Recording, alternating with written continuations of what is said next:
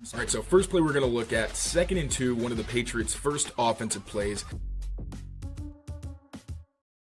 What's going on, everyone? Taylor Kyles here for CLNS Media, coming at you with another episode of Pat's Daily, brought to you by our good friends at Prize Picks. And today, I'm joined by friend of the show, Ted Nguyen, who has just released a very impressive piece on Drake Maye, how he can improve in year 2, specifically in this Josh McDaniels offense, which Ted is familiar with because Ted covers the Raiders. So you know the Josh McDaniels scheme, and not just that, but the most current version that we've seen of McDaniels' scheme. So I'm excited to pick your brain on what you thought about Drake, Josh McDaniels, and what this Mike Vrabel regime has done to surround Drake Maye with talent. But before we get into that, buddy, how are you? And we like to ask people what shows they're watching. And now that we're kind of in the quiet time, like OTAs are winding down, is there anything that you're watching that you could put the audience onto? Let's see. I haven't watched a bunch of new shows. I've been rewatching True Detective season 1. Yeah, which is like one of the best TV seasons of all time, I think. So definitely check that out. Do you see they might do another season with McConaughey and Yeah, and Woody Harrelson? I'm so I excited. saw that. I'd be super excited if they did that. But I mean, I also don't want them to ruin what's already out there, which is I feel Yeah.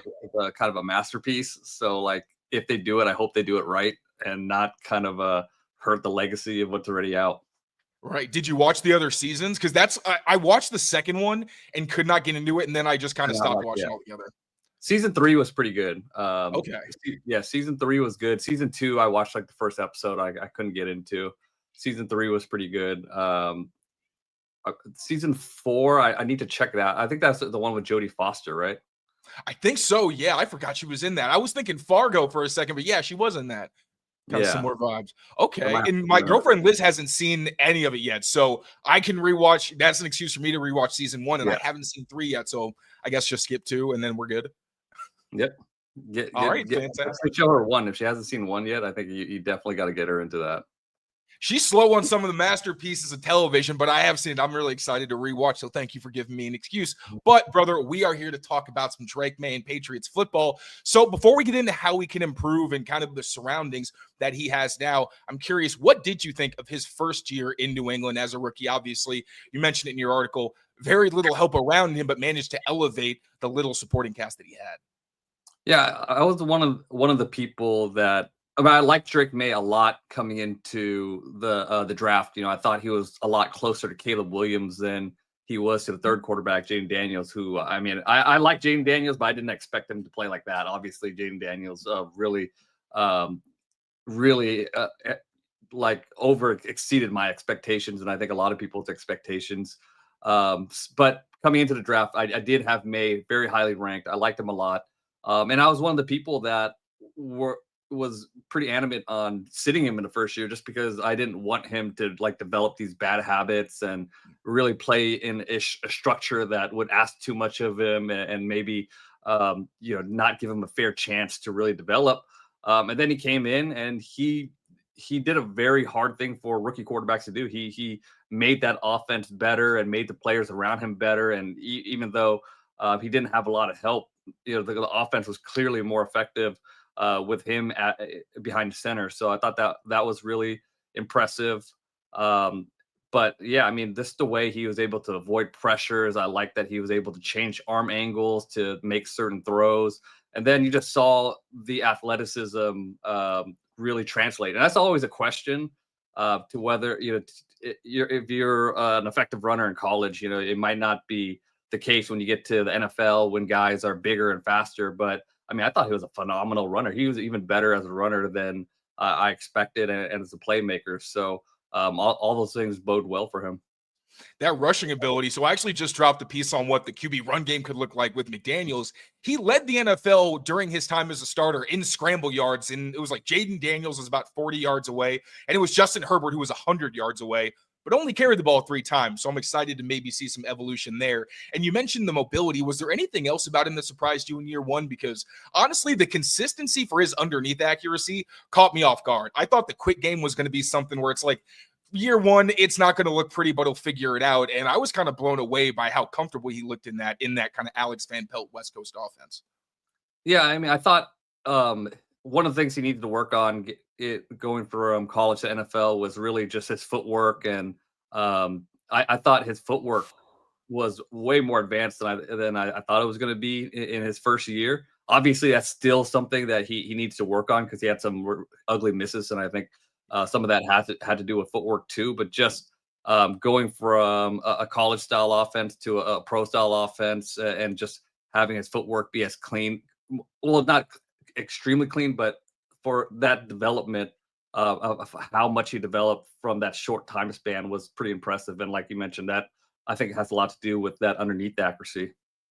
And then obviously very impressive, but like in my rankings, I don't have him as a Pro Bowler, even though he technically made the Pro Bowl. I still got him as a quality starter, which is impressive for, this is still a second-year quarterback who didn't start a full season. But my issue was there are still some things you want to see him do better, right? Like finishing the end of games, and you touch on a lot of it, and I want to give you the floor. So what are some of the areas where you'd like to see Drake Maye improve in year two? And maybe which ones do you think can be remedied pretty quickly, and what realistically do you think are going to take some time and the Patriots fans are just going to have to be a little bit patient with? And we just talked about it, but just continuing to clean up his footwork, and it's going to be, I think, a little harder in this Josh McDaniels offense. That it's going to ask him to play a little bit more under center than he did before, and it's just going to be a little bit more complicated, and it's going to be more on his plate, and he's going to have to also, you don't want him to think about his footwork. You want him to get to a place where it doesn't have to be something that's on his mind, but there's going to be a bigger mental load on him, and can he continue to clean up his technique and things like that with a bigger mental load on him to kind of avoid some of those misses that he had accuracy wise. And his turnover worthy play rate was pretty high. So I think just taking care of the ball a little bit better and throwing with better anticipation. I just thought there was times where he could throw the ball a little bit earlier and avoid some pressure. And it's not like he was bad at it, but I just saw some instances where I thought, if he threw the ball a tick earlier, that would help the pressure and kind of help out his offense. And some of that has to do with trust too. Like he has to be able to trust the receivers around him to be where they are and to break at a certain time and at a certain depth. So that might have something to do with it. And speaking of that supporting cast, I'm curious how you feel about the additions that Mike Vrabel has made, because free agency, there weren't a whole lot of options, really. They got Morgan Moses, who, relative to the class, was one of the crown jewels. You needed a right tackle. You got a guy that was a plug-and-play starter. Garrett Bradbury, fine at center. You'd like for him not to have to start the full season, but at least he's better than a Ben Brown. And then in terms of receivers, you got Kyle Williams in the draft. You also have Stephon Diggs and Matt Collins in terms of veteran presences. And obviously Will Campbell and Jared Wilson Will Campbell's going to be a day one starter. Jared Wilson hasn't really practiced yet, but you hope that he's either going to be a guard or center in year one. So both in terms of what you expect in year one and as these pieces that they've added kind of grow together, how do you feel about the additions that the Patriots made with the Mike Vrabel era, considering, free agency just didn't have a ton of talent unless you went out and spent big on like a DK Metcalf? Yeah, I think they did what they could. Obviously, you would want to see them improve the weapons around Drake Maye a little bit more and maybe get some blue chip talent on that offensive line. And maybe Will Campbell could end up being a blue chip talent, but he's probably not going to be in his first year, as a rookie. But they raised the floor for sure. I don't know where the ceiling is, but I think they raised the floor and got some competency around Drake Maye. I mean, I think Josh McDaniels is going to be a big upgrade as a play caller. But I mean, you just have a lot riding on Stephon Diggs to be a difference maker at receiver. And I think he can be, but also the data isn't very kind to receivers coming off an ACL injury. And he's a little bit on the older side. And even before that, he was seen as a player that was declining a little bit. And I know he was, having a little bit of a resurgent year with Houston before he got hurt. But he's not that Stephon Diggs and Buffalo that is going to be challenging for the receiving crown every year. So I think Stephon Diggs is an upgrade, but I also think there's some red flags that you have to be careful of with so many eggs in one basket for Stephon Diggs. And I like Kyle Williams a lot. I think he's a perfect fit for what the Patriots need as far as a receiver that could win outside and win deep consistently. But at the same time, like you also can't count on a third round pick to just all of a sudden come in and be a heavy contributor, 1,000-yard receiver off the bat. And he could be, but I'm just saying, like, that's not a bet that you make very often. And I think Kyle Williams could be very good, but it might not be It might not be a star coming off his rookie season. And the fact is, Kayshon Boutte is the one who's taking all those X reps right now. Kyle Williams is behind him, but he's going to have to earn a starting spot before he even is able to really get the trust of a Drake Maye. Were you a Travion Henderson fan coming out? Yeah, I am. But the thing is with Henderson is he's never been a lead back, and he doesn't have to be a lead back in New England. He has Ramondre Stevenson there to kind of help him out. But I just think he's a great fit in Josh McDaniels' offense. Great in protection, one of the best backs we've seen in protections coming out as a prospect. And obviously he has ability in a receiving game, and we know Josh McDaniels knows how to use backs in the receiving game. So I like that he has Stevenson to pair with. I would have more questions of him if he went to an offense and they asked him just to be a bell cow back right off the bat. But I like the fit here. Hopefully they're going at least 3 deep, maybe 4 if Lan Larison shows them a little something once the pads come on. But what do you think this offense still could use in terms of that playmaker? Like, is there a player you think they should go after? Is there someone who you think could become available? I know Jordan Schultz reported that Terry McLaurin is none too happy with the Commanders. So who's the kind of guy that you think could maybe put the Patriots over the top in terms of, all right, now we're maybe cooking when you have DeMario Douglas? Kyle Williams doesn't have to be the guy, and maybe you're torn towards someone else. I think, yeah, you need an X receiver that could win on third down, because like Hunter Henry got so many targets on third down. I have the third down rate on my article, but I forget what it is. But he's up there with like some of the upper echelon offensive weapons in the league. And I like Hunter Henry, and he had built a great rapport with Drake Maye, but I just don't think he's good enough to warrant that kind of usage, especially on those money downs. So you got to find somebody that could to win on third downs, and Stephon Diggs is supposed to be that guy. So we'll see if he can be that guy, especially with some of the recovering from injuries, some of the controversy surrounding him right now. But if one of these young receivers could step up and be that guy, I mean, Kendrick Bourne, has been pretty good on third downs in the past. And, I know he's coming off a down year off his injury.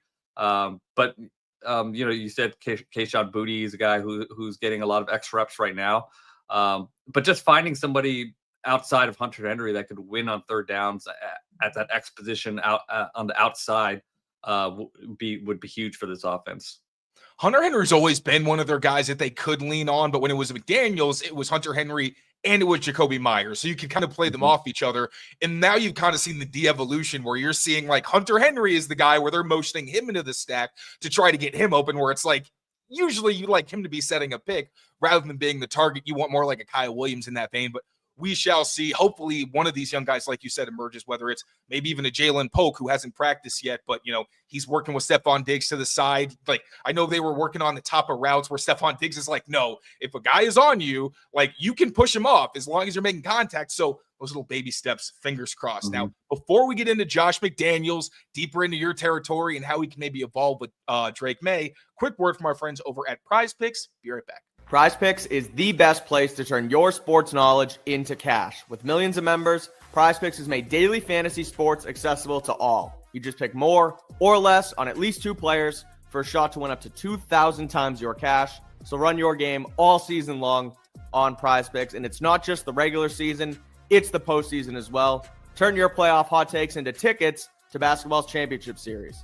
That's right. Starting with the play-in round, every lineup you make on Prize Picks will enter you into the Takes to Tickets sweepstakes, which could get you and a +1 a VIP trip to the ship. You think Anthony Edwards will get more than 24 points? You think Jason Tatum will have more than 35? Cook up those hot takes with your friends and win real money this basketball season when you and your crew run your game on Prize Picks. And all you got to do is download the app today and use code CLNS to get $50 instantly after you play your first $5 lineup. That's code CLNS to get $50 instantly after you play your first $5 lineup. Prize Picks, run your game. All right, Ted, now let's talk some Josh McDaniels in his third tenure as the Patriots offensive coordinator, but he said that in the time he spent away from football after things didn't work out with the Raiders, that he was able to go around to different programs, learn, add some things to his system, which was going to be very exciting. Also told us when we were at our last OTA practice that the assistant coaches actually like made cut-ups in plays that they wanted to add to the offense. So that's exciting. But at the end of the day, it is Josh's offense. So philosophically, I'm curious, how do you think this is an offense that could help maximize or at least try to get the most out of Drake Maye? But also, what are some areas where Josh McDaniels' scheme could potentially be concerning and maybe needs to evolve? Well, I think Josh McDaniels has been a coach that has really been able to change his systems depending on who's playing quarterback, who he has at receiver. I think he has a reputation for being a short, quick game guy with Tom Brady for all those years. But I mean, when the Patriots got Randy Moss that year in 2007, Brady had the highest average air yards per attempt of his entire career. And then when the Raiders acquired Devontae Adams, the same thing with Derek Carr. He had the highest average air yards in his career. And then we've seen Josh McDaniels adjust his offense when Jacoby Brissett had to play in an emergency role against Houston as a rookie and turn into an option offense. And then, he had Cam Newton, unfortunately, Cam Newton wasn't the Cam Newton of old, and he had some injury problems. But I thought that offense was pretty cool.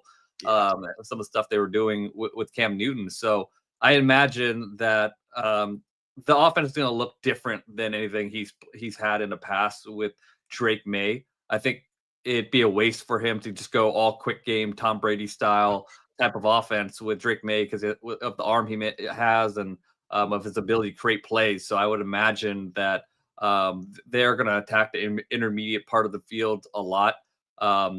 If they could find if Kyle Williams could develop into a serious deep threat, consistent deep threat early on, I imagine, they'll find ways to take shots with him. I imagine they would install a little bit of an option package for Drake Maye. And I think the offense is going to look a lot like what Buffalo had for Josh Allen. We know Dayball is from a similar system tree, and he developed a system for Josh Allen where Josh Allen just has a ton of control at the line of scrimmage. It's fun watching him adjust and make these audibles. And then if things break down, he has the space to be able to create plays. And I think we'll see a similar type of spread system. It's a system that's hard on quarterbacks. There's a lot of control for the quarterbacks, a lot of responsibility for quarterbacks at the line of scrimmage, a lot of tools for them to make adjustments and things like that. And it could be tough on a quarterback, but for a smart quarterback that's a football junkie, which I think Drake Maye is, I think he'll end up, loving this offense. But there's going to be some growing pains. It's just inevitable when you go to a system this complicated. And some people don't like complicated, but when you want to be able to adjust and have all these answers, it has to be a bit complicated, and it can take some time to learn. But once you get it and you can really take advantage of those tools, that's when I think Drake Maye could really take off. I know in the story you mentioned like the 4 interception practice where it was a bit, there were some times where it wasn't necessarily the processing, but there was one where it was an option route where DeMario Douglas sits down, Drake throws outside, he gets picked up by Christian Gonzalez, where that's not a big deal. Like that's what these practices are for, so you can learn and grow.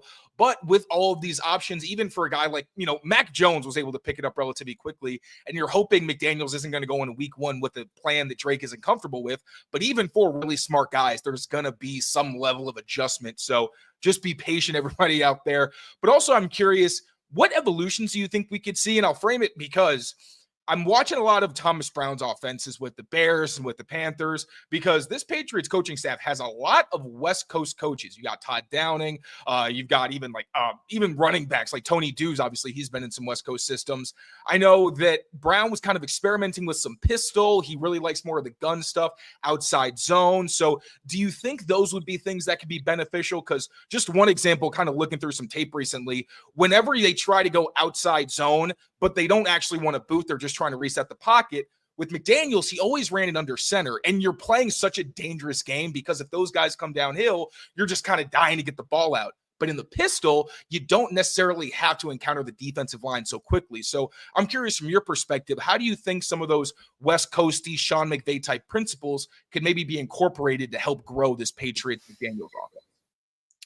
Yeah, I mean, I think if we're talking about those guys and their influence. Obvious play action is going to be a huge part of this offense. And yeah, I mean, with pistol, like there are benefits with pistol, but the play action game becomes a little less effective because the time between the handoff or play action fake is less than because under center you have 3 or 4 full steps where you're coming towards the running back where you're carrying out a fake, whereas pistol you're catching the ball and in 1-2 steps you're faking the ball to the running back. So that play action time or play fake time is a lot less, and that makes it a little easier for the defense to read. So I think there's drawbacks to both approaches.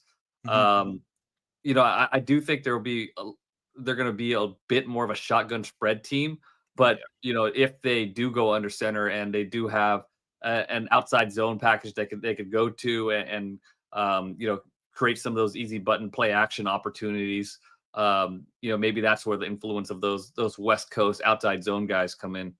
Definitely. Also, really quick, yes, this is actually live. If you got some closing questions for Ted, make sure to throw them in the chat because if nothing else is here, I'm going to close it with this.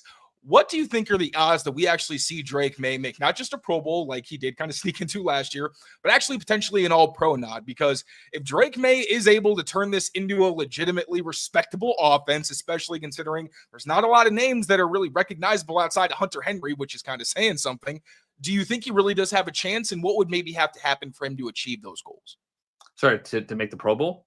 For Pro Bowl or All-Pro, if you even think All-Pro is on the table. Yeah. Well, I mean, I think, again, he did a very hard thing to do last year, which was raise the ceiling of the guys around him. And again, they didn't have a lot of talent. So if we think that Josh McDaniels is going to make the competency of his offense higher, if we think Stephon Diggs is able to come in and be that X receiver that could win on third down, it's hard in AFC because there's so many good quarterbacks. Because even though you could make huge improvements, Drake Maye could make huge improvements for himself. He still has to compete against Patrick Mahomes, who might be coming back and trying to throw him deep again. And you have Lamar Jackson, you have Josh Allen, you have all these guys you're competing with. So I think it's tough to beat those guys out in these type of awards unless you have like an amazing year 2, like a Dan Marino type of year 2. It's going to be tough. So yeah, I mean, I don't see him winning it year 2. Maybe in year 3 he could win it, but in year 2 he would have to put up some monstrous numbers to win an award over one of those guys. I agree. Pro Bowl, even if I think he has the year that ideally you'd want him to have, right? Like this team wins 10 or 11 games, they sneak into a wild card. Maybe he's a Pro Bowl alternate. Even for my sunny disposition, I don't know about All-Pro. I think that's probably a year or 2 away as well. But does seem like Drake Maye is on the right trajectory now with Josh McDaniels and with a little bit more help, but there's still some room to go. Ted, thank you so much for joining me again, brother. Please let the people know where they can find you and what other stuff you might have coming down the pipeline that we should be looking out for. Yeah, no problem. Thanks for having me on. I have the article about Drake Maye on The Athletic. You can find that. I did a film breakdown with Geno Smith. You could find that on my YouTube channel, Ted Nguyen NFL. And I'm on Twitter at FB_film analysis. Geno Smith, Patriots are going to be seeing him in week 1. Might have to have you back on for a little preview for that. But once again, buddy, thank you so much for your time. And thank you all, as always, for watching. Now, take care of yourselves. Take care of each other. We will see you next time. Peace, y'all.